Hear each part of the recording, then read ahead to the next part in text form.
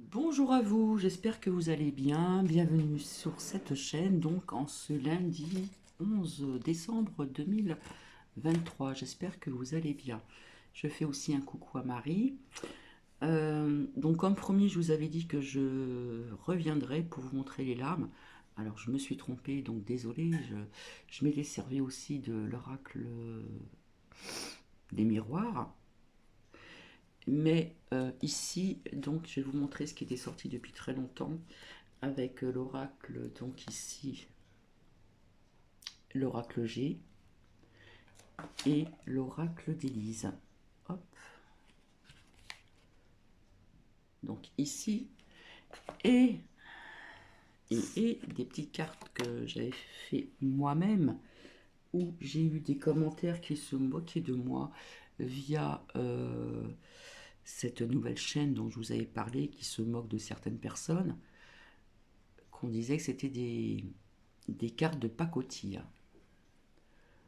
Voilà, j'avais noté ceci. Entre guillemets, je faisais ça après mes heures de travail le soir quand je travaillais. Voilà. Et parfois quand j'avais des gardes d'enfants, je quittais tard. Voilà, voilà. Donc je vais commencer par vous lire la phrase du jour. J'espère que vous avez passé un très très bon week-end. Donc, la phrase du jour, alors c'est noté chaque homme a son ange, j'ai envie de vous dire aussi chaque être a son ange qui suit tous ses pas, qui le console et le soutient. Et ceci est de Anatole France. Alors, j'ai pris des petites notes. Voilà. Désolé. Si j'ai noté ça.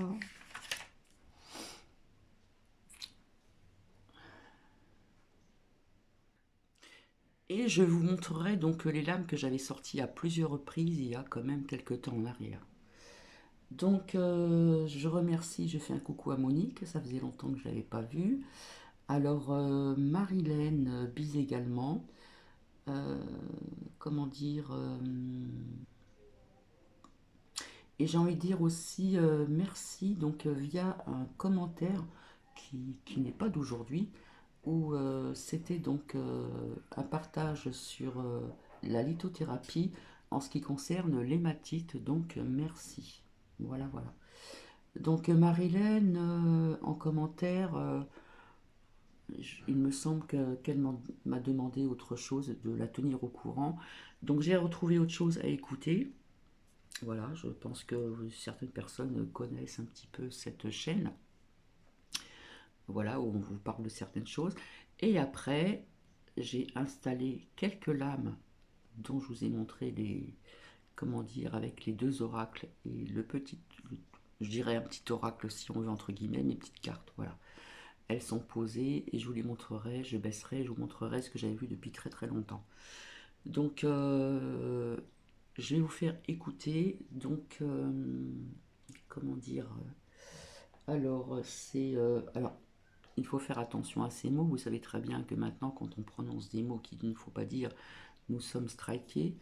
Donc, c'est injecte, je vais dire cocorico, hein, le coco, voilà.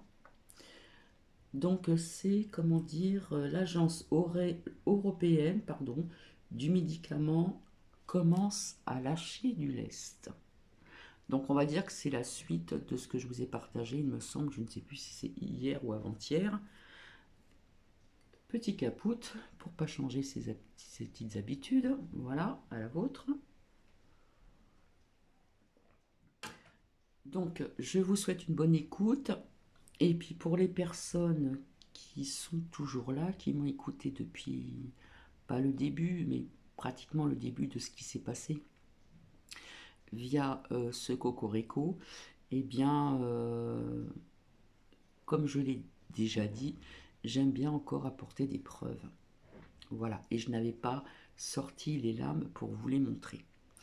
Donc je vous souhaite une bonne écoute et vous retrouve tout de suite après. Beethoven, l'Annuum Symphonie, l'hymne à la joie, l'hymne européen bien sûr. et qui est en train de psalmodier comme ça, et vous avez entendu un bruit d'eau parce qu'il est en train de se laver les mains, la poncette, puis la tête. Eh bien, c'est rien, personne d'autre que Ursula von der Leyen. Alors, il se passe des choses en ce moment à l'agence européenne, et il se passe des choses au Parlement européen. Et oui, oui, oui, ça arrive. Il y a un certain nombre de députés, dont Marcel de Graaf, qui ont adressé des lettres, effectivement, dès le 18 octobre, à European Medicine Agency, c'est-à-dire c'est l'agence européenne du médicament. Et l'Agence européenne du médicament leur a répondu. C'est intéressant. Elle a répondu d'ailleurs en octobre et le 21 novembre, ils en ont parlé dans la salle du Parlement européen. Alors il y a eu qui a demandé. Alors il a répondu à Madame et Messieurs les députés Marcel de Grave, Gilbert Collard, Francesca Donato, Joachim Cus, Miroslav Kolakujic, Virginie Geron, Ivan Vili-Borsingis et Bernard Simniok. Voilà. Et Virginie Geron, bonjour. Bonjour. Merci d'être avec nous. Alors juste un mot, j'ai retenu 2 ou 3 phrases, mais de quoi il s'agit? Alors, vous avez raison, dit l'Agence européenne du médicament, donc aux députés, dont vous, qui les avez interpellés. Vous avez raison de souligner que les vaccins Covid-19 n'ont pas été autorisés pour le traitement des maladies infectieuses. Alors déjà ça c'est quand même hallucinant. Hallucinant. C'est-à-dire, les vaccins Covid-19 n'ont pas été autorisés pour le traitement des maladies infectieuses. Alors pourquoi elles ont été autorisées? Premièrement. Deuxièmement, la prévention de la transmission d'une personne à l'autre, les indications concernent la protection uniquement sur les personnes vaccinées. Voilà. Information sur le produit des vaccins. Les vaccins sont destinés à une utilisation active, mais ajoute, je rappelle, l'Agence européenne du médicament, les rapports d'évaluation sur l'autorisation des vaccins du médicament se confesse, fait son mea culpa ou quoi? Pas du tout, hein. Je crois qu'au contraire, elle balaye d'un revers de la main toutes nos critiques, puisque depuis le début de cette campagne de vaccination qui a été autorisée par la Commission, et surtout l'Agence du médicament européen, enfin je rappelle, c'est une agence de la Commission. Ouais. Son budget, 87% est financé par les laboratoires privés. Et en fait, il faut recouper ces informations avec le rapport initial de la Cour des comptes. Un document très intéressant, d'ailleurs, c'est sur cette base-là que nous avons fait cette lettre à l'EMA, parce que rappelez-vous, j'étais membre de cette commission Covid. Oui. Pendant 1 an et demi, on a posé des questions. Il y a eu une audition avec d'ailleurs Emer Cook, qui est la directrice de l'agence du médicament. Et rappelez-vous, il y a une vidéo hallucinante où en fait elle se cache parce qu'elle ne veut pas répondre à nos questions. Oui. Donc là, on a considéré que suite à ce rapport, suite aussi au fait, il y a des rapports mensuels qui dénoncent et qui relatent des effets secondaires suite à ces nouvelles campagnes de vaccination. Et donc, on a considéré qu'il était urgent d'interpeller l'agence du médicament, puisque c'est elle qui a donné l'autorisation à ces vaccins et de continuer à poursuivre cette vaccination. On le sait, aujourd'hui, on est à la 5e dose ici en France et aussi au niveau des États européens. Oui. Donc, du coup, on a posé cette question avec différents députés et la réponse, effectivement, c'est pas un mea culpa en fait, puisque ils reconnaissent un certain nombre de choses quand même qu'ils ne reconnaissaient pas. Mais oui. Tout à fait. Alors, ils l'avaient plus ou moins reconnu lors des différentes auditions, notamment avec Pfizer, quand Jenny Small avait dit qu'ils n'avaient pas étudié la vaccination par rapport à la notion de transmission ou pas, et ça remettait en question effectivement la validité du pass sanitaire, qui était passé en passe vaccinal. Et rappelez-vous qu'en France, c'était Bruno Le Maire qui avait dit que ça permettait effectivement l'empêchement de la contamination. Donc effectivement, c'est un aveu d'un côté, donc c'est très bien, on va s'en servir pour continuer à poser d'autres questions, parce que nous, notre demande, c'est la suspension de l'autorisation de la mise sur le marché de ces vaccins, parce que c'est quand même ça l'objectif, puisque c'est eux qui ont pris cette responsabilité dans un état d'urgence, puisque c'était au tout début de la crise, et que même eux considéraient que dans ce contexte de crise, il fallait faire vite, et ils avaient donné cette autorisation. Et c'est très important de rappeler que normalement, pour un vaccin, c'est entre 10 et 15 ans, avec toutes les études, des essais cliniques. Là... Alors ceci, je vous l'avais dit aussi, là c'est question, comme je dis souvent, c'est d'avoir du bon sens et de la logique. Je vous disais, pour sortir un vax, voilà, je vais y parler comme ça, il faut quand même quelques petites années. d'accord? Et là, c'est sorti en 9 mois de temps. Donc je disais souvent, tiens, ça sort d'un chapeau d'un magicien. Donc quelque part, j'avais pas tort. Hein, voilà. Donc je dis ça, je dis rien. Même si je ne travaille pas pour moi en ce qui concerne la cartomancie, médiumnité, etc., etc. J'ai quand même du bon ressenti. Et puis il suffit d'avoir du bon ressenti. Il suffit d'avoir aussi, comment on appelle ça, euh, des perceptions, etc., etc. Donc ça, je vous l'ai dit à plusieurs reprises, quand on fait un vaccin, il faut quand même quelques années. Et là, au bout de 9 mois, quand c'est sorti, ça m'a interpellée. Je dis non, il y a quelque chose qui ne va pas. Donc quelque part, j'avais pas tort. Là, ça a été sorti en moins de 9 mois. Et donc, au vu de ces éléments, on a demandé effectivement quelles étaient les indications autorisées. Donc on a ce premier aveu qui est très important parce que ça va pouvoir nous permettre de remettre en question les mesures de certains États, et notamment la France, qui se sont servis de cette, on va dire, cette information erronée en poussant les gens à se faire vacciner. Rappelez-vous, autour de Noël, on disait aux parents de vacciner leurs enfants pour protéger les grands-parents. Oui, donc ça, c'est un premier élément très important. Alors j'avais vu aussi une lame aussi avec les enfants aussi, mais je ne l'ai pas sorti. Vidéo tout à fait hallucinante là-dessus. Oui, tout à fait. Rappelez-vous ces campagnes publicitaires autour de Noël où on voyait effectivement un couple dans la cuisine et l'autre près du sapin de Noël. Et la petite fille qui allait embrasser sa grand-mère, elle se retrouvait intubée. Ouais. Exactement, donc c'est triste et en même temps on l'a quand même vécu et donc ça remet en question cette politique, ces mesures sanitaires de certains États, dont la France. D'autres éléments sont importants dans cette lettre et notamment autour de la sécurité du vaccin. Il s'appuie encore aujourd'hui parce que, comme je l'ai dit, il y a donc la 5e dose qui est dans les tuyaux, j'ai envie de dire, même si je regarde les chiffres qui sont quand même intéressants en termes de taux de vaccination, on est à moins de 3% au niveau européen. Donc ça, c'est des chiffres de l'ECDC. Moins de 3%. Donc là, donc c'est un échec total de cette stratégie vaccinale avec la 5e dose. Pour rappel, la 4e dose, on était à moins de 15% au niveau de l'Union européenne. Et donc en fait, ça remet en question cette stratégie vaccinale, notamment où on voit effectivement qu'il y a certains gouvernements qui poussent encore à cette 5e dose. Et donc, on a posé cette question en termes d'efficacité. Mais alors Virginie Geron, juste pardon. Pourquoi les 3 députés européens qui comme vous, étaient... cette intervention du 21 novembre était surtout pourquoi? Enfin, c'était... Alors, c'était une conférence de presse pour expliquer un petit peu la réponse de l'EMA. Comme c'est Marcel Degrave qui avait initié cette demande, et bien c'était lui qui pilotait cette demande. Moi, j'ai pas pu intervenir parce que j'étais sur une autre intervention au sein du Parlement, parce que c'était durant la plénière. Donc, qu'est-ce qu'on fait c'est intéressant de voir que c'est transpartisan, c'est avec différents députés d'États différents, et donc c'est important. Et comme vous voyez, depuis le début, il y a des Français qui travaillent avec, là c'est les Croates, là c'est un Hollandais, et donc cette conférence permettait un petit peu de diffuser cette information auprès des médias pour pouvoir ensuite en parler. Et là, je vous remercie de me laisser la parole et de pouvoir expliquer, parce que j'ai pas pu m'exprimer lors de cette conférence de presse, parce que c'est important.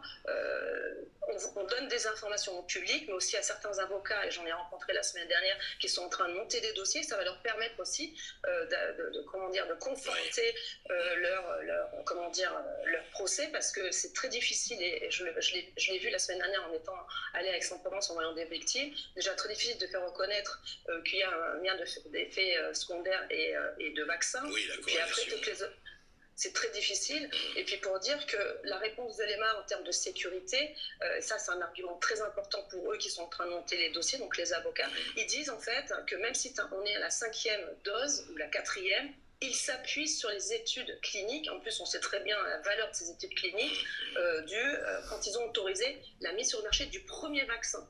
Vous vous rendez compte? Ils s'appuient sur des études qui, en plus, on l'a bien vu, n'étaient pas probantes. Et donc, en fait, qui ont 3 ans, donc ils ne redemandent pas de nouvelles études, donc c'est quand même assez grave. Et après, encore une fois, tout ce qui concerne la sécurité, notamment le lien avec les effets secondaires, là aussi, ils disent que pour l'instant, il n'y a pas de... Le bénéfice est toujours plus important que le risque. Virginie Lugeron, on va se retrouver après une toute petite pause et on va parler... J'essaie d'imiter Ursula von der Leyen en train de se laver les mains et chantant l'hymne à la joie. Non mais c'est pas possible. Ursula von der Leyen est inimitable. Voilà, magnifique. Virginie Lugeron, vous avez parlé de... Alors, qu'est-ce qui se passe entre la Pologne et les médicaments? Apparemment, comme Sganarelle dans Molière, Don Juan de Molière disait « Mégage », Pfizer est pas du tout contente avec la Pologne, et puis les autres aussi. Qu'est-ce qui se passe?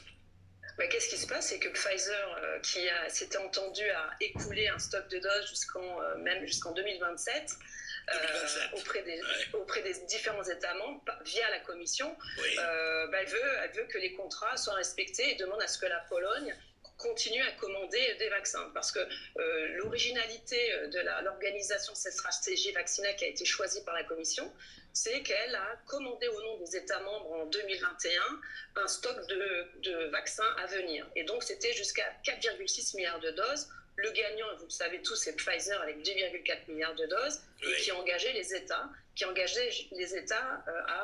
à pouvoir se fournir auprès des laboratoires. Et c'était la Commission qui avait organisé et surtout négocié avec notamment la problématique de ce contrat d'achat Madame von der Leyen a effectué par SMS directement auprès du directeur, M. Bourla. Et ça, effectivement, nous l'avions critiqué, et c'est toujours dans les tuyaux, puisque vous savez qu'il y a des procès en cours, notamment pour la demande de la transmission de ces SMS, et que c'est un procès qui a été... il y en a plusieurs, on aura les résultats début 2024. Donc, d'un côté, il y a ça, il y a aussi leur demande d'ouverture d'enquête auprès du procureur européen. Là aussi, nous attendons aussi l'évolution de cette enquête. Et donc, on a en parallèle les laboratoires Pfizer-BioNTech qui, eux, considèrent qu'il faut aller jusqu'au bout de la mise en place des négociations. Bien sûr. Qu'il y ait vaccin, qu'il y ait crise, qu'il y ait Covid ou pas, ils veulent absolument écouler leurs doses. Alors, des chiffres aussi sont là pour nous démontrer que la Pologne n'a plus du tout envie de se Donc la Pologne a manifesté, la Pologne, si j'ai bien compris, a manifesté son refus publiquement. Oui, tout à fait. Mais depuis un an, parce qu'on l'avait vu déjà lors de la commission spéciale Covid, où, rappelez-vous, normalement, je n'ai pas le droit d'en parler parce qu'ils nous avaient demandé de signer un papier pour ne pas parler de ce qui a été dit dans ces réunions à huis clos, mais maintenant, parlons-en. Surtout qu'on ne nous a pas donné de délai quant à la discrétion de ces propos. Et déjà à l'époque, lors de ces réunions à huis clos, ils évoquaient la problématique de certains États membres qui voulaient ne plus se fournir auprès de déjà, il y a un an déjà, c'est ça? Il y a déjà un an, et qu'il y avait d'autres pays comme la Hongrie, la Bulgarie, la Roumanie, parce qu'ils considéraient qu'il y avait effectivement, dès le départ, un problème de commande. Donc, ils voulaient plus, ça suffit comme ça, quoi. Voilà, ils voulaient rompre, résilier le contrat, mais vu ce que la Commission a mis en place, ça les engage, effectivement, juridiquement, à continuer à commander. Donc, on a un problème, et ça avait été soulevé dans le rapport de la Cour des comptes, qu'il y avait un problème d'incompétence. Et c'est vrai que maintenant, la Pologne, et puis en plus, il y a un contexte particulier, puisque eux, ils jouaient aussi sur la crise en Ukraine avec les réfugiés. Ils ont plus de 2 millions de réfugiés à gérer, et donc ils essayent, c'est aussi un levier pour eux de négociation avec la Commission. Mais ce qui est dramatique, c'est de voir que d'un côté, on a un laboratoire qui, quoi qu'il en coûte, veut écouler ses doses, et puis la Commission... Quoi qu'il en coûte, Virginie Lugeron, c'est très bien. J'utilise un terme que nous adorons ici. Nous adorons, parce qu'en plus, pour la petite anecdote, ce que nous avions appris lors de ces auditions, c'est qu'ils étaient prêts, Pfizer, à annuler la dose à moitié prix. Vous vous rendez compte? Ils étaient prêts à annuler... Non, mais c'est génial. Ils annulaient la dose. Vous voulez dire, on vous la vend à moitié prix. Allez, on marchande un peu, là, tout va bien. C'est ça. Donc, attendez, mais c'était 20 € normalement le prix initial de la dose, donc ils nous la faisaient à 10 €, mais sans nous la donner. C'est incroyable. Mais écoutez, donc, vous savez, non, excusez-moi, parlementaire, vous avez des petits bras. Vous n'aurez pas pu négocier à 5 € comme ça, c'est... Oui, vraiment, là, franchement, non, ce qui est incroyable, c'est que ce sont des institutions publiques, de l'argent public, que votre commission, sous prétexte de crise, s'est octroyée une compétence qu'elle n'a pas. Et aujourd'hui, on va voir ce qu'elle va faire, parce que c'est quand même elle qui s'est engagée au nom des États membres. Si elle va aussi se joindre à l'Union, à la Pologne, pour essayer un petit peu de négocier avec ce laboratoire, qui lui a qu'un objectif, et nous l'avons vu dans ses auditions, il n'a qu'un objectif, c'est financier. C'est-à-dire que quoi qu'il en coûte, c'est effectivement écouler ces doses, et maintenant on va le voir avec ce procès si Virginie Geron, je vous trouve très sévère, je pense qu'ils ont un objectif humaniste également, non Là vous exagérez un peu. Oui, vraiment, non mais sérieusement, ce qui est étonnant, c'est que pour le moment, d'abord, les contrats n'ont pas, et les contrats européens, honnêtement, les contrats, je parle des contrats avec les États, etc., enfin, faits par la Commission européenne, qui ont été jusqu'à présent montrés à moitié, biffés, tout ça, on en a parlé suffisamment. Mais aujourd'hui, à l'heure où on parle, Virginie Geron, est-ce que vous, députée européenne, du groupe Identité Démocratie, est-ce que vous avez vu un contrat, je ne parle pas d'Afrique du Sud, je ne parle pas du Canada, est-ce que vous avez vu un contrat avec les pays d'Europe, notamment la France, complet, tout, avec tous les alinéas, etc., ou pas? Alors moi j'ai vu le contrat de la commission avec les laboratoires, effectivement, sans qu'il y ait des clauses cachées. Mais par contre, les contrats d'États membres au laboratoire directement, je n'en ai pas vu. D'accord. Et c'est vrai que dans les statistiques de l'ECDC, on voit que la France est très généreuse dans l'achat des vaccins. Donc là, on vient de voir un comparatif. Par exemple, l'Allemagne, pour la 5e dose, est beaucoup moins généreuse. 1,1 million de commandes, alors que la France, là, pour la 5e dose, elle a commandé, on a calculé par dose 3,8. Donc beaucoup plus généreuse que les autres États membres. Mais Charles de Gaulle le disait déjà, c'est beau, c'est grand, c'est généreux la France. Voilà, donc, mais c'est vrai que nous n'avons pas accès à ces contrats, et c'est bien regrettable. C'est regrettable. Merci beaucoup, Virginie Geron. Donc voilà. J'espère que vous avez bien entendu. Donc je vais baisser, hop, ici.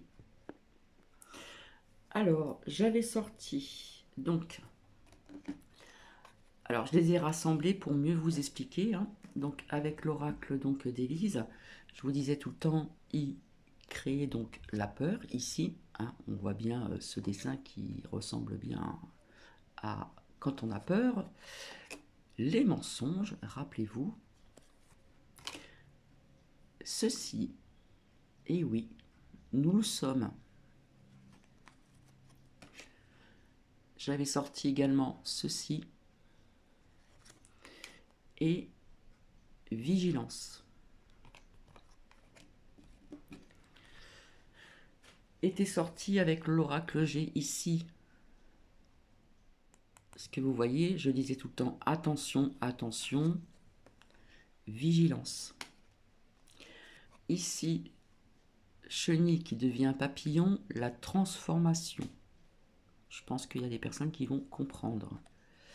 Et il y avait toujours un lien donc avec l'argent, quels que soient les oracles.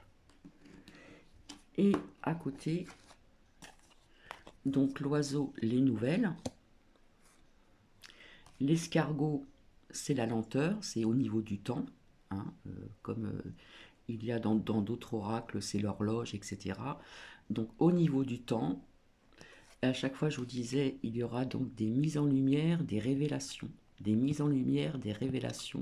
sur ce qui s'est passé, et qui continuent un petit peu plus ou moins leur narratif, mais on voit que les gens commencent à comprendre et à ouvrir donc leurs yeux. Et ici, j'avais sorti la justice, donc les tribunaux, les plaintes, etc., etc. Voilà. Et petite carte de pacotille. Voilà. Donc c'est vrai que le mot est peut-être un peu fort ici, au niveau de ce mot-là, mais je disais tout le temps, attention, surtout quand cette lame sortait. Je vais regarder là. Vigilance. Donc voilà.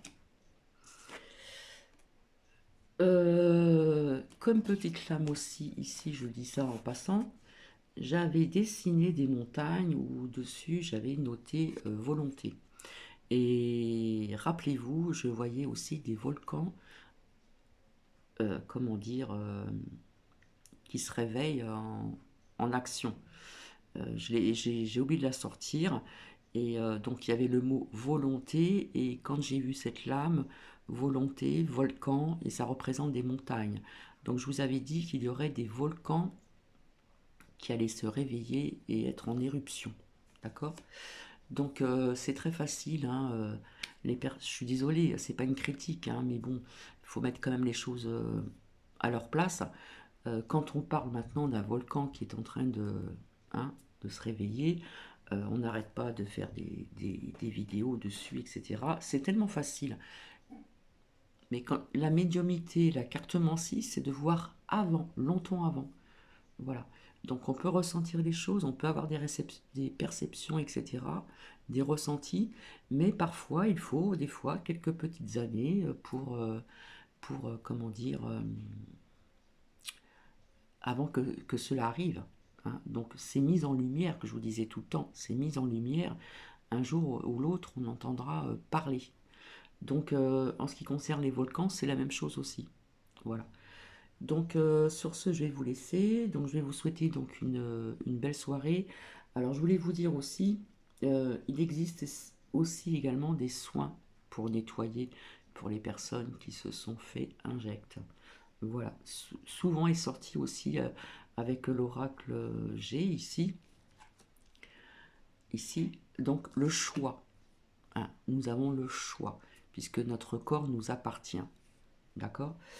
Euh, je disais aussi, il me semble que j'ai dit le mot génocide.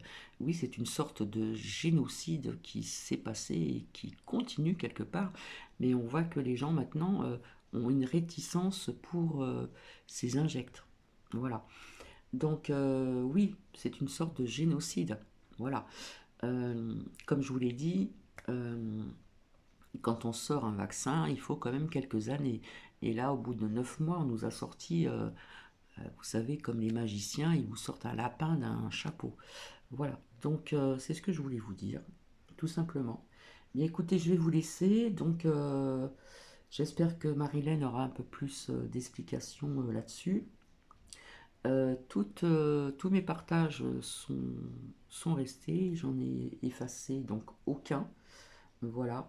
Et j'avais vu aussi avec l'oracle, donc ça je vous en parlerai une prochaine fois, il y a très très longtemps. C'est à l'époque quand le cocorico était à l'étranger. Alors je sais plus si c'était en Chine où ça touchait que les hommes, hein. On parlait beaucoup des hommes. Et j'avais vu par la suite que ça viendrait un peu partout. J'avais vu aussi donc la France et que ça touchait donc tout le monde, c'est-à-dire hommes, femmes, enfants, etc. Voilà. Donc je vais vous laisser, je vais vous souhaiter donc une agréable soirée et je vous revois donc ultérieurement.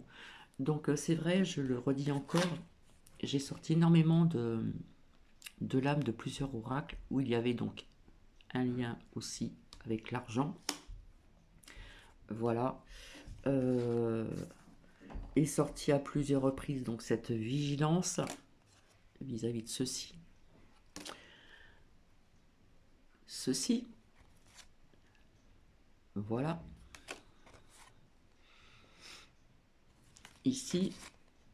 Et on n'arrêtait pas, hein. C'était tout le temps en boucle, en boucle, en boucle, en boucle. Comme vous avez entendu via cette écoute que je vous ai fait, donc écoutez, je me répète, voilà. Donc, je disais tout le temps des mises en lumière, hein. Donc on peut dire cette lame, ça peut représenter autre chose, mais quand je voyais cette lame via ce que je vous ai montré, pour Cathy, c'était des mises en lumière, hein, bien sûr.